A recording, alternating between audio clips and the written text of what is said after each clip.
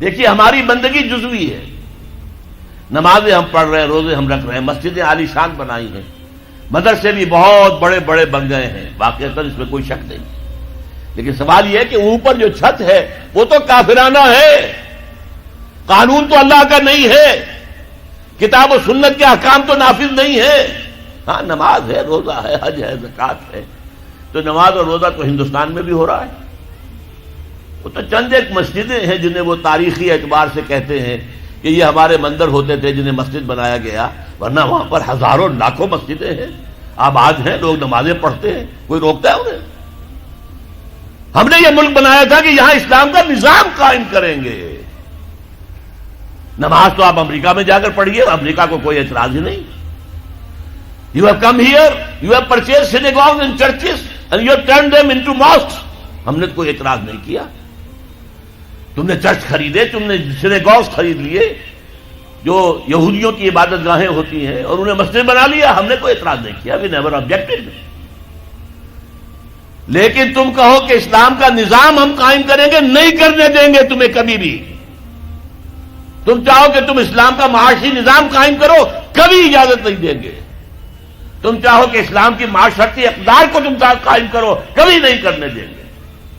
یہ ہے اس وقت جو ہمارے ساتھ پیش آ رہا ہے معاملہ، پورا مغرب اس پر اڑا ہوا ہے، اسلامی نظام کہیں نہیں آنے دیں گے۔ ہاں نمازیں پڑھو، ہمیں کوئی اعتراض نہیں، روزے رکھو، تم روزے 30 کی بجائے 100 رکھو، ہمارا کیا لیتے ہو؟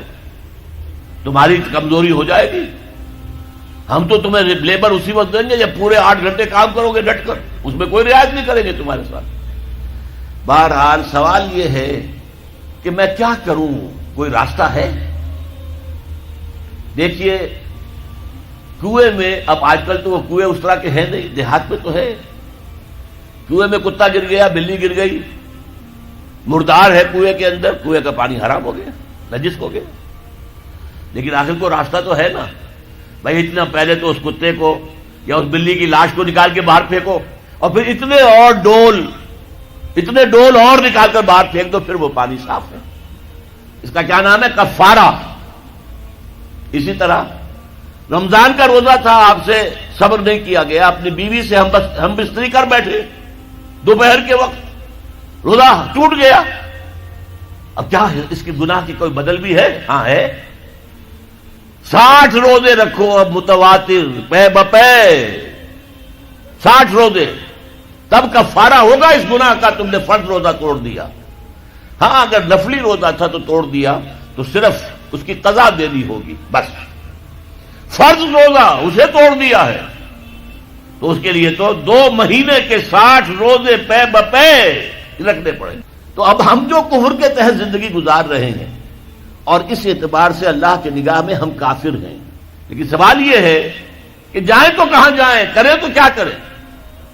نظام کفر کا ہے، قرآن کہتا ہے وَمَن لَّمْ يَحْكُم بِمَا أَنزَلَ اللَّهُ فَأُولَٰئِكَ هُمُ الْكَافِرُونَ۔ جو لوگ قرآن کی، اللہ کی اتاری ہوئی شریعت کے مطابق فیصلے نہیں کرتے وہی تو کافر ہے۔ کافر کسے کہتے ہیں؟ اقبال نے کہا نا، بتوں سے تجھ کو امید ہے، خدا سے نو امیدی، مجھے بتا تو صحیح اور کافری کیا ہے؟ تمہاری ساری امیدیں امریکہ کے ساتھ وابستہ ہیں، وہ مسئلہ طے کرا دے، وہ یہ کرا دے، وہ کرا دے، وہ معاملہ ہمارا، وہی تو سب سے بڑا چور وہی ہے، سب سے بڑا ڈاکو وہی ہے، سب سے بڑا اسلام کا مخالف وہی ہے، اور اسی کے پاس ہم جاتے ہیں۔ قرآن کا فتویٰ تو یہ کہ تم کافر ہو۔ ہاں انفرادی طور پر تم مسلمان ہو، اجتماعی طور پر قومی سطح پر تم کافر ہو۔ وَمَن لَّمْ يَحْكُم بِمَا أَنزَلَ اللَّهُ فَأُولَٰئِكَ هُمُ الْكَافِرُونَ۔ یہ 7واں رکوع ہے سورہ مائدہ کا، اور پھر فرمایا وَمَن لَّمْ يَحْكُم بِمَا أَنزَلَ اللَّهُ فَأُولَٰئِكَ هُمُ الظَّالِمُونَ۔ جو اللہ کے اتارے ہوئے قانون کے مطابق فیصلے نہیں کرتے وہی تو مشرک ہیں، اللہ کے حکم کو چھوڑ کے کسی اور کے حکم پر فیصلہ کر رہے ہو، اس سے بڑا شرک کیا ہوگا؟ اور تیسری مرتبہ فرمایا وَمَن لَّمْ يَحْكُم بِمَا أَنزَلَ اللَّهُ فَأُولَٰئِكَ هُمُ الْفَاسِقُونَ۔ وہی تو فاسق ہیں، فاجر ہیں، وہی تو سرکش ہیں، وہی تو باغی ہیں، وہی تو غدار ہیں اللہ کے، جو اللہ کی شریعت کے مطابق فیصلے نہیں کرتے۔ اب ان 3 آیتوں کی روح سے سمجھ لیجئے ہم کہاں کھڑے ہیں، کیا کر رہے ہیں۔ دیکھیے میں آپ کو ایک مثال دیتا ہوں، ہماری آبادی کا میں سمجھتا ہوں اکثریت تو وہ ہے جو نماز روزے کے لیے پابند نہیں ہے. ان چیزوں کا چرچا شہروں میں زیادہ، دیہات میں بہت کم رہ گیا، بہت کم، بہت کم.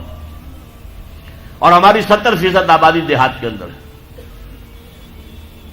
اچھا، جو نمازیں پڑھتے روزے رکھتے ہیں، خاص طور پر شہروں کے کاروباری لوگ، وہ بلیک مارکیٹنگ بھی کرتے ہیں، وہ حسابات بھی غلط دیتے ہیں، جھوٹ بولتے ہیں، جھوٹ یا حلف اٹھاتے ہیں کہ یہ حساب ہم حلفیہ میں کہہ رہا ہوں یہ حساب صحیح ہے، جبکہ حساب غلط ہے.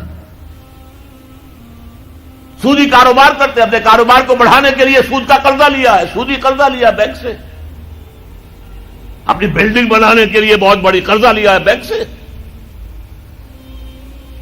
تو ان کی عبادت کیا ہوئی؟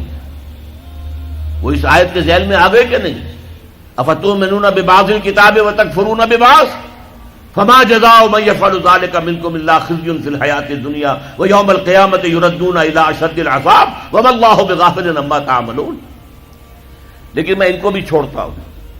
فرض کیجئے ایک شخص ہے، نماز پڑھتا ہے پوری 5 وقتہ مسجد میں، رمضان کے روزے رکھتا ہے، اور بھی اللہ توفیق دیتا ہے ایام 20 کے روزے رکھ لیتا ہے، یا ہفتے میں 2 روزے رکھتا ہے، سوموار کے اور جمعرات کے وغیرہ، زکوٰۃ دیتا ہے، کاروبار بھی سارے حلال کر رہا ہے، حرام نہیں کر رہا، سود میں بھی براہ راست ملوث نہیں ہے، نہ پیسہ سود پہ اوپر بینک میں رکھ کر سود کھایا، نہ سود پر قرضہ لے کر کوئی اپنا کاروبار بڑھایا، نہ کوئی اپنا کارخانہ لگایا، نہ کوئی اپنے بلڈنگ اونچی بنائی.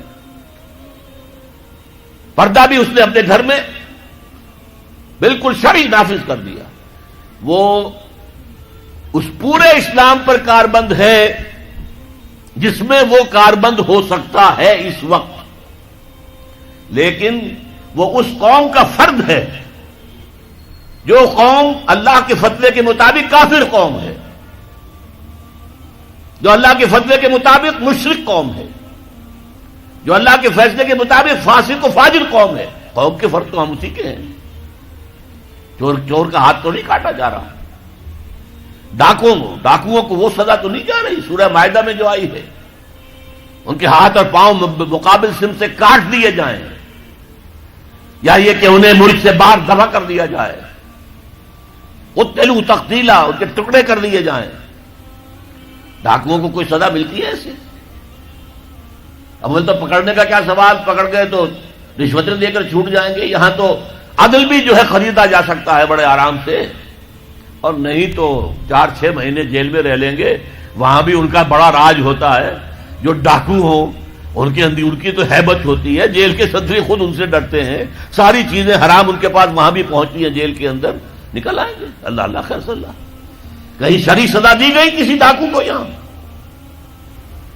ابھی تو یہ بڑی بحثیں چل رہی ہیں. حدود قوانین جو بنائے گئے تھے وہ بڑی جلدی میں بنائے گئے تھے، کچھ خلا اس میں رہ گئے ہیں، لیکن اصل میں جو لوگ شور مچا رہے ہیں وہ ہیں جو کہتے ہیں کہ یہ اسلامی سزائیں وحشیانہ ہیں.